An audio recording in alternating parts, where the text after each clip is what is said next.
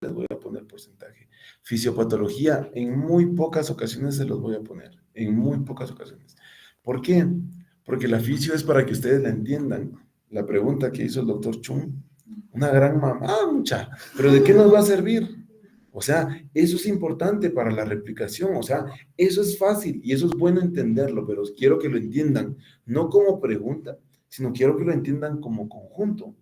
La glicoproteína va a venir y va a permeabilizar la membrana y la otra glicoproteína va a venir y va a aumentar para que entre el virus directamente. O sea, eso es lo que quiero que entiendan. Yo no voy a poder venir y preguntarles así como lo hizo el doctor Chung. ¿Por qué? Porque va a ser difícil de entender la pregunta. Yo les voy a preguntar signos, síntomas, tratamiento, dosis, escalas. Eso les voy a preguntar. ¿Por qué? Porque es lo que quiero que ustedes retengan. ¿Por qué? Porque en hepatitis viral vamos a ver algunas cositas. ¿Y qué es lo que les puedo preguntar? ¿Cuáles son las fases de la hepatitis? ¿Sí? No les voy a preguntar qué porcentaje de hepatitis A se presenta con falla fulminante del hígado. No me va a servir de nada. Pero, ¿por qué?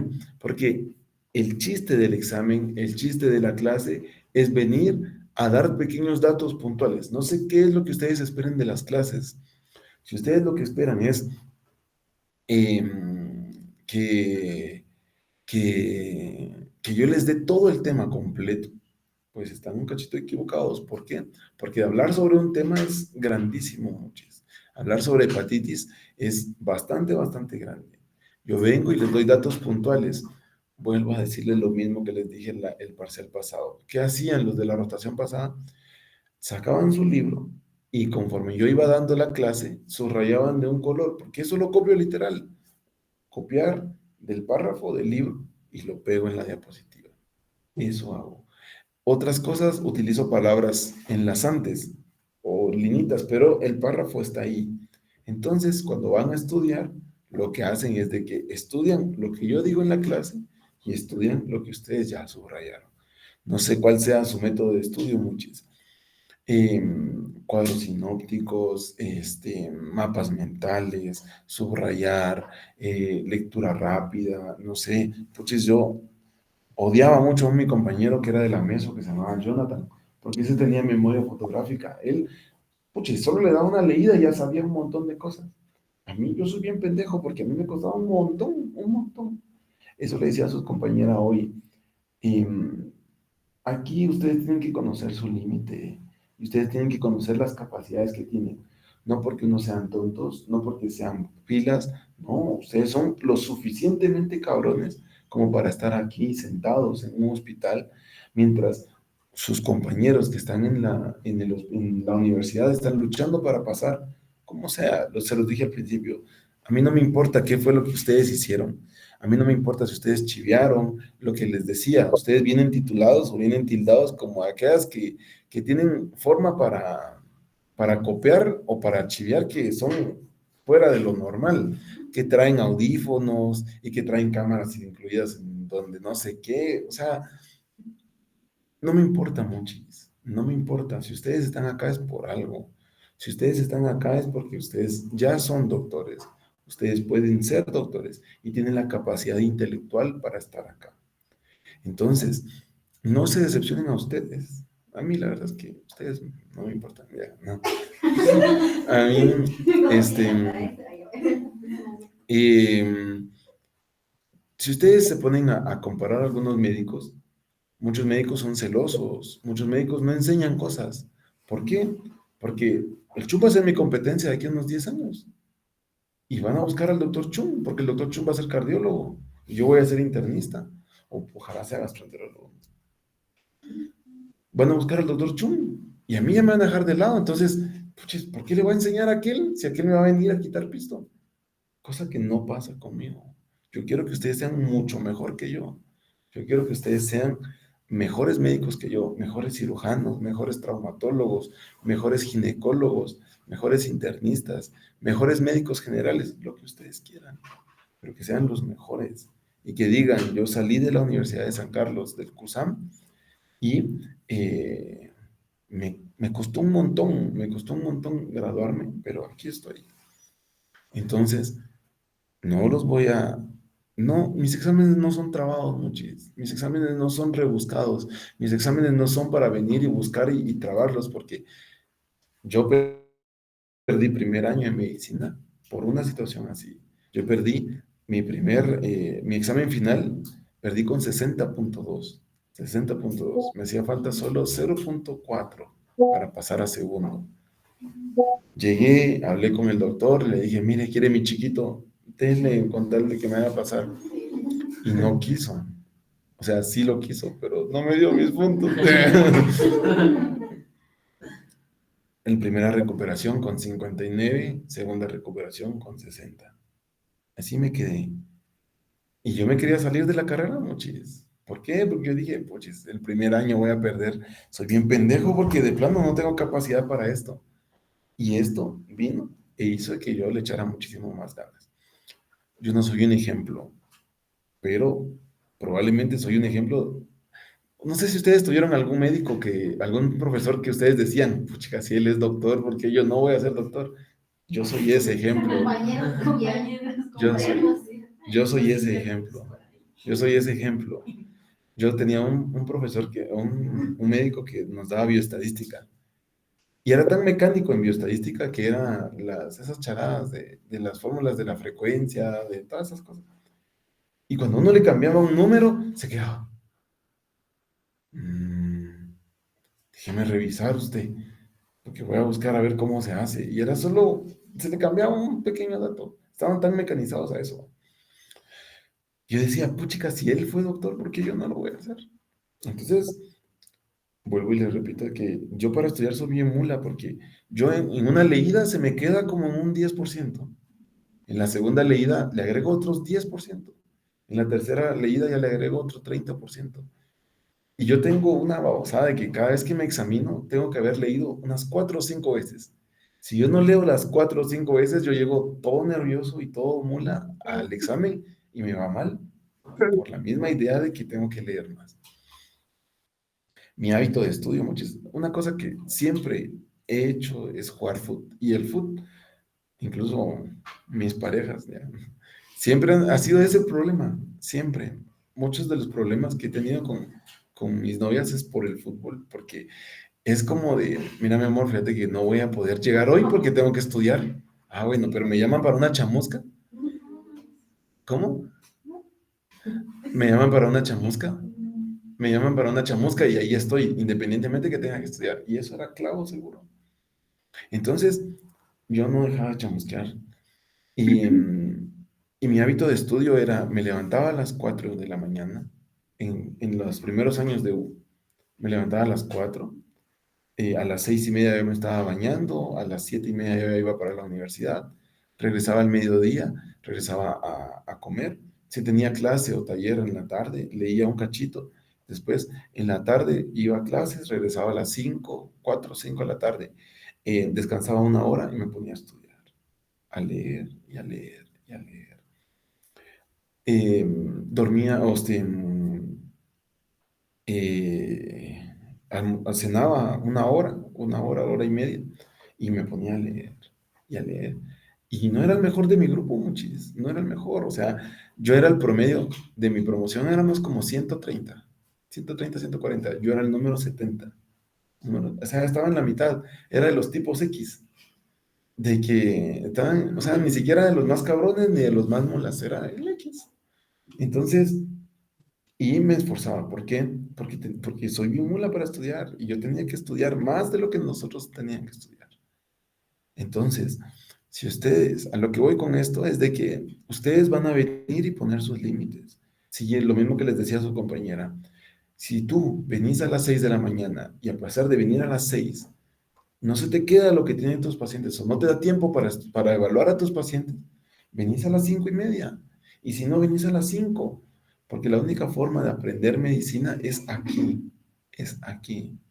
Y muchas formas. O sea, yo les hablo de hepatitis ahorita. Y ustedes van a escuchar un montón de cosas, las fases de la hepatitis y bla, bla, bla. Pero hasta que ustedes tengan un paciente con hepatitis, ustedes van a decir, ah, puchis, qué chilero, está en la fase ictérica. qué chilero, mire, váyase a su casa, en 2 semanas regresa y le vamos a hacer esto. Y justo lo que ustedes piensan y lo que ustedes le dicen, eso es lo que pasa. Y ahí es en donde dicen, puchis, doc, qué cabrón es usted. Y no es que uno sea cabrón, es que uno ha leído. Y la cosa es,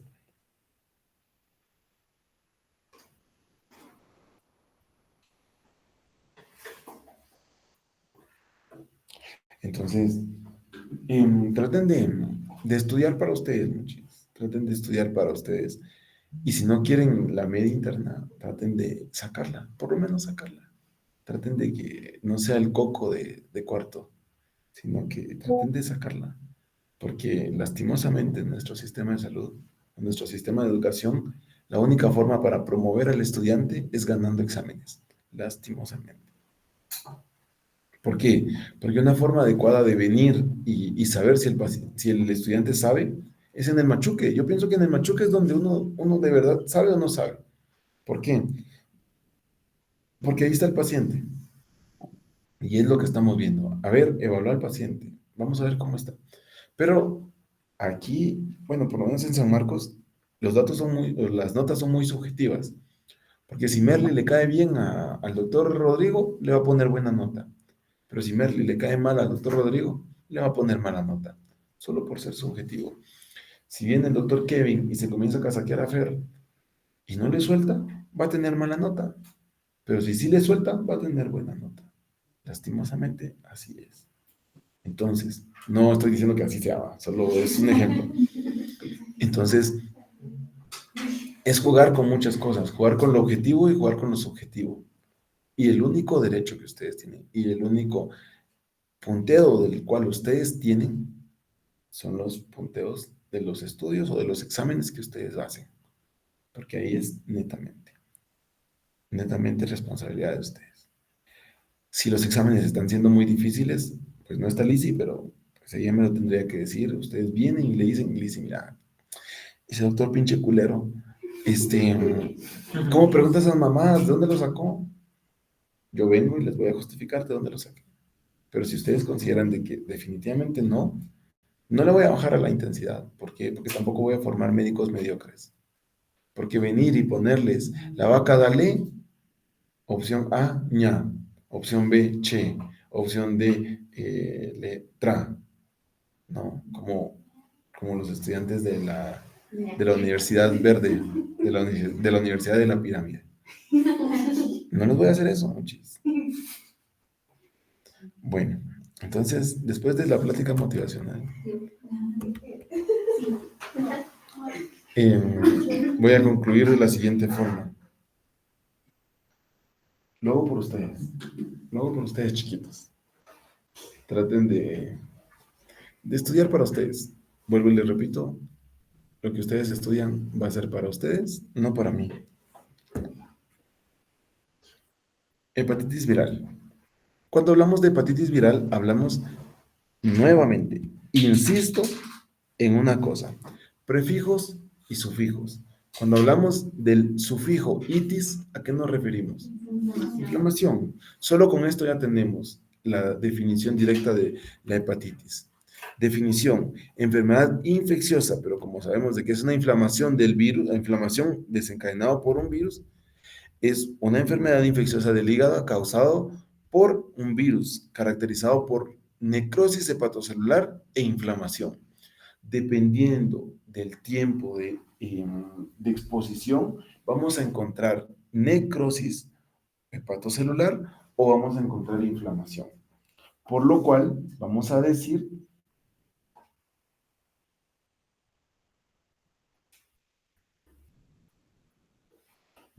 de que dentro de esto ya nos está hablando de la fisiopatología.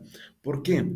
Porque en primera instancia, como en cualquier cosa, lo que va a llegar a desencadenar una infección va a ser primero inflamación y después, cuando la inflamación ya sobrepase los límites, vamos a encontrar necrosis. ¿La hepatitis puede desencadenar cirrosis? Sí. ¿La hepatitis puede causar un problema crónico desencadenado por un virus? También. La mayor parte de las veces nuestros agentes comunes, nuestros desencadenantes o los tipos de hepatitis que vamos a tener de origen viral, va a ser la hepatitis A, que es un heparnavirus de 2 nanómetros de diámetro, normalmente se replica en el citoplasma y lo más importante, muchos, se excreta en la bilis y se excreta en las heces. ¿Por qué es importante esto? ¿Por qué es importante que se excreta en la bilis y se excreta en las heces? Porque el principal foco de contaminación va a ser justamente esto. Tú no hablas malas palabras. Pues, Sí, bueno. Cuando está un tipo, un tu amigo o un tu enemigo, está diciendo pajas, ¿vos qué le decís? Ah, vos come, ¿qué? No lo vayas a decir. Ah, bueno. No, nunca has dicho eso. No, nunca he dicho Merly, eso. tú que te miras que sos alegona, has dicho eso, le has dicho eso a tu novio, cuando va a jugar fútbol y no te va a ver. Sí, ¿qué le decís? ¿Come qué? No, no, ah, bueno, va. Entonces, Tal vez. eso lo hacemos muchis. La forma de contaminación de cualquier infección gastrointestinal es justamente eso. Comemos eso. ¿Por qué? Porque la forma de excreción de las bacterias o la forma de excreción, en este caso del virus, va a ser por las heces. ¿Y cómo nos vamos a contaminar? A la boca, fecal oral, ¿va? Virus de la hepatitis B es un hepatnavirus que normalmente va a tener un antígeno de superficie, lo cual va a venir y va a desencadenar la infección como tal. Virus de la hepatitis D normalmente requiere una primoinfección del virus de la hepatitis B para desencadenar la infección del virus de la hepatitis D.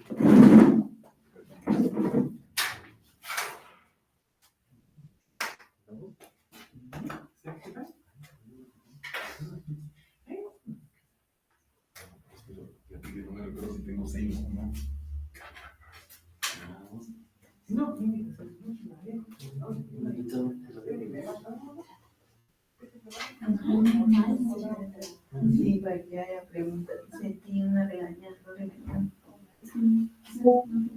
Puta, es que se más cuando preguntan. No, pero Ya más sí solo quedan dos preguntas. pero 6 preguntas. No. O sea, no. No, solo fueron dos de cada serie. No, fueron como tres de cada. O sea, pero igual no aprovechamos para estudiar. Sí, Eso, sí. por eso yo digo que. Hablamos de que Yo digo que por eso. nuestra culpa. Yo digo que por eso. Porque tuvimos tanto tiempo para estudiar. Sí. Entre más tiempo tenemos, menos estudiamos. Vos es que Pero mira, es muy decepcionado. es que regresar no es tan, tal vez yo siento que iba a descansar mental. ¿O no? Ay, no, Diosito. Si no hubiera que venir aquí. No, también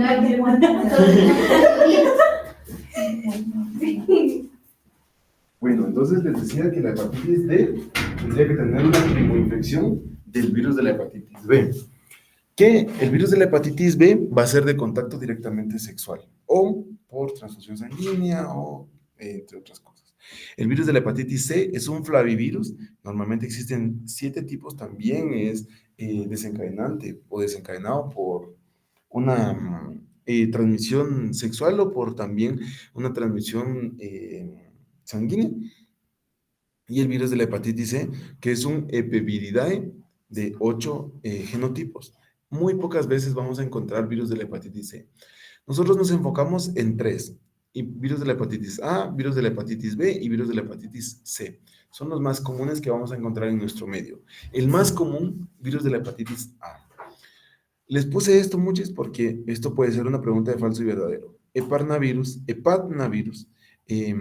flavivirus o epiviridae. Esto puede ser una pregunta de falso y verdadero. Vuelvo y les repito. Esto puede ser una pregunta de falso y verdadero. ¿Cuál va a ser la respuesta serológica del cuerpo ante esto? La mayor parte de las veces los antígenos y los anticuerpos van a llegar a desencadenar la respuesta como tal. La primera vez que aparece el virus de la hepatitis B va a generar anticuerpos. Y estos anticuerpos van a venir y van a servir también como receptores para el virus de la hepatitis D, lo cual va a llegar a desencadenar dos cosas: coinfección y sobreinfección. ¿Cuáles son los dos sucesos que ocurren en el virus de la hepatitis D o en la infección por el virus de la hepatitis D? Coinfección y sobreinfección. ¿Cuáles son las dos situaciones que ocurren en la infección del virus de la hepatitis D? Coinfección y sobreinfección. ¿Por qué? Cuando hablamos de coinfección es en conjunto. Siempre que hay una primoinfección del virus de la hepatitis B, va a estar virus de hepatitis B más virus de la hepatitis D. Eso va a ser una infección en conjunto o una sobreinfección. Yo ya tengo virus de la hepatitis B, entonces viene y se sobreagrega el virus de la hepatitis D. Esto es como lo más común que vamos a encontrar. ¿Cuáles van a ser las características del virus de las hepatitis? Van a ser estas. Aquí hay un montón de cosas, ustedes lo pueden encontrar en el libro. Ahí les va a explicar bastantes cosas. De esto probablemente no les vaya a sacar nada, a menos de que sea esto. El periodo de incubación. Normalmente el periodo de incubación es el tiempo en el cual el virus va a comenzar a desencadenar una molestia. De 15 a 45 días hepatitis A, de 40 a 180 días el virus de la hepatitis B, de 30 a 140 días el virus de la hepatitis D, el virus de la hepatitis C, 15 a 160 días y el virus de la hepatitis E, 14 a 180 días. Esto puede ser importante para que nosotros veamos cómo es que está. Anatomopatológicamente, ¿qué es lo que vamos a encontrar en la hepatitis? Van a haber alteraciones hepatocelulares, valga la redundancia. El virus va a llegar y va a comenzar a alterar la estructura hepática, lo cual va a llegar a desencadenar signos inflamatorios y normalmente va a llegar a generar después un fenómeno de regeneración celular. Cuando existe una hepatitis grave, va a existir una necrosis que la mayoría de las veces se va a extender de una forma grande o se va a extender a lo largo del parénquima hepático, lo cual va a ser una extensión multilobular, o cuando ya llega a afectar el total del parénquima, vamos a decir que es una necrosis masiva. Lo que les explicaba al principio, primero comenzamos con inflamación y después comenzamos o terminamos con necrosis, que es lo que deberíamos de estar considerando. ¿Cuáles van a ser los periodos de la hepatitis? El periodo de incubación normalmente va a ser el intervalo entre la exposición y la aparición de los síntomas. El estado prodrómico normalmente va a ser la presencia de síntomas antes de la ictericia. Normalmente va a aparecer de 3 a 5 días. Después viene la fase ictérica, que es la que dura más tiempo. Y de último viene el estado de convalescencia, que normalmente es donde ya comienza a desaparecer la ictericia. 4 son los periodos de la hepatitis: incubación, prodrómico, ictérico y estado de convalescencia. ¿Está bien? ¿Cuáles son los 4 periodos de la hepatitis? Incubación, prodromo, estado de convalescencia y fase ictérica, solo que es en diferentes órdenes. La fase o el periodo que dura más tiempo es la fase ictérica, porque es donde normalmente va a venir y va a tardar el tiempo del virus en causar la inflamación, causar la necrosis y eliminar el virus como tal. ¿Han visto pacientes con hepatitis A? ¿Han visto pacientes o les ha dado hepatitis A? ¿No?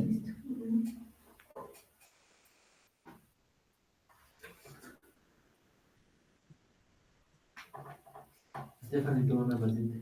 ¿Sí? Sí, vale. Los vimos. Sí, bueno. ¿Cuál fue el motivo de consulta del paciente? La ictericia. Muy bien, ¿qué más? Y que tenía dolor Abdominal, ¿va? Es como lo más común. Les preguntaba esto porque el cuadro clínico de la hepatitis es muy, muy característica: dolor abdominal, náuseas, vómitos, cansancio, en algunas ocasiones pérdida de olfato, náuseas, vómitos, dolor abdominal, diarrea, pero algunas veces causa una cosa que se llama acolia, que es pérdida de la coloración de las heces. Y esto es directamente por la excreción de bilirrubinas. La cefalea con exantema urticariforme, fiebre por arriba de 39 grados, cambio de color de la orina, color Coca-Cola, me enseñaron a mí, ictericia que va a durar de 2 a 6 semanas. Este es un cuadro característico, es un cuadro clínico que normalmente va a presentar un paciente con hepatitis A. O hepatitis, cualquier tipo de hepatitis. ¿Cuáles van a ser los criterios diagnósticos? ¿Cómo vamos a diagnosticar que si el paciente tiene hepatitis? Antígenos, muchos. Solo el determinar antígenos, IgG, IgM de hepatitis, con eso determinamos si presenta hepatitis o no presenta hepatitis. Otras formas de hepatitis están las fases anictéricas, en donde es de mayor prevalencia de evolución de la cronicidad. La colestásica, normalmente aparece una coléstasis, una obstrucción de la vía biliar, provocando coluria, acolia y prurito. Una fase prolongada que cursa con las trazas elevadas de una forma prolongada, de una forma grave, que es lo más complicado, una hepatitis fulminante, que es donde existe ya necrosis masiva y submasiva del parénquima hepático. Yo he visto una hepatitis fulminante y es bien feo, muchis, porque el paciente no se muere, sino comienza a sangrar y a sangrar y a sangrar y a sangrar, y es bien feo. Lo he visto en hepatitis alcohólica.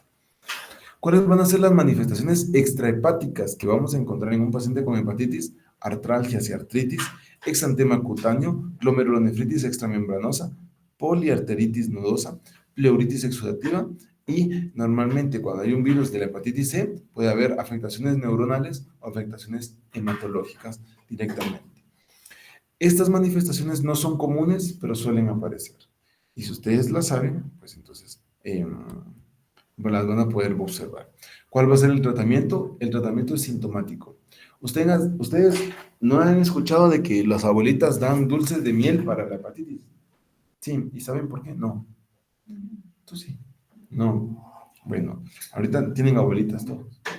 Sí. Cuando lleguen a la casa, no, ya no. ¿Y a tu mamá o a tu papá? Le preguntan que si los dulces de miel sirven para la hepatitis. Y les va a decir que sí. Y ustedes como médicos van a ir a buscar por qué los dulces de miel funcionan para la hepatitis. Tratamiento va a ser específico para ciertos virus en específico. Por ejemplo, el de la hepatitis B, etencavir y tenofovir son los dos medicamentos de elección. ¿Por qué? Porque estos pueden causar necrosis mucho más rápido. La hepatitis C, de la misma forma, estos medicamentos son los más utilizados. Y la ribavradina en muy pocas ocasiones se utiliza para el tratamiento de hepatitis, siempre y cuando el paciente ya esté desencadenando hepatitis fulminante. Deberíamos de comenzar a utilizarlo. Normalmente inhibe la replicación del virus, no suele utilizarse en fase que ya está prolongada y la dosis va a ser de 400 a 1000 miligramos día durante 10 días hasta 24 semanas dependiendo cómo va. Muy pocas veces, yo nunca he visto que se haya utilizado ribavradina en algún paciente, pero sí en algún paciente lo necesita. Entonces, vemos. Existen también tratamientos no farmacológicos, los cuales sería hidratación, que es lo más importante, la hidratación y la analgesia y antipiresia. Se recuerdan de que la mayor parte de medicamentos lo que provoca o tienen metabolismo hepático. Entonces, si lo que quieren es que descanse el hígado, entre menos medicamentos utilicen va a ser mucho mejor. Esos anuncios de Principal Forte, esos anuncios de Epacral y todas las charadas que les promocionan para mejorar el hígado son puras pajas, porque va a tener metabolismo hepático y va a llegar a desencadenar una complicación. Hablo de hepatitis viral, hablo de hepatitis viral. No hablo de hepatitis alcohólica, no hablo de hepatitis autoinmune, sino hablo de hepatitis viral. Si ustedes tienen un paciente con hepatitis A, no le vayan a dar Principal Forte o algunas vitaminas para el hígado porque no va a funcionar, al contrario, va a deteriorar. Simplemente hidratación, reposo y dulces de miel. Y la prevención, normalmente van a ser medidas generales, no aislar al paciente. Si alguien tiene hepatitis A, aíslenlo, que se lave bien las manos, los cubiertos y todo, que sea directamente para él, entre otras cosas. Hay que tener controles pretransfusión y posttransfusión y normalmente valorar la protección de vía sexual. ¿Va? Y solamente.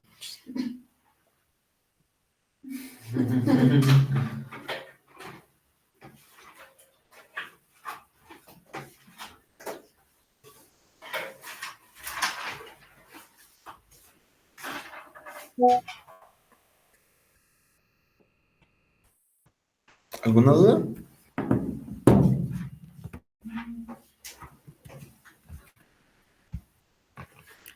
Nos vemos mañana. ¿Mañana qué nos toca?